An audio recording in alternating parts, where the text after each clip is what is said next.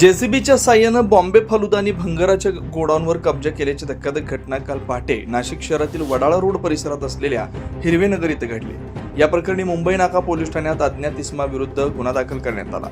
घटनेचे गांभीर्य लक्षात घेऊन मुंबई नाका पोलिसांनी तपास चक्र फिरवत दोघा संशयितांना ताब्यात घेतलं।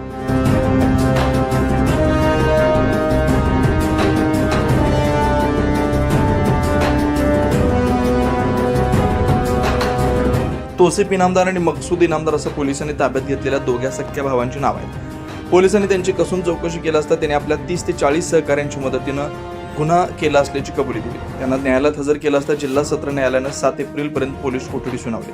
तर पसार झालेल्या संशयितांचा शोध मुंबई नाका पोलीस घेत आहेत। मात्र शहराच्या मध्यभागी असलेल्या आणि हजारोंची लोकवस्ती असलेल्या वडाळा नाका परिसरात अशा प्रकारचा अचानक कब्जा केल्याची घटना घडल्यानं मुंबई नाका पोलिसांच्या कार्यक्षमतेवरच आता प्रश्नचिन्ह निर्माण होत आहे। घटनेचा तपास मुंबई नाका पोलीस करत आहेत। 9 न्यूज महाराष्ट्र ब्युरो नाशिक।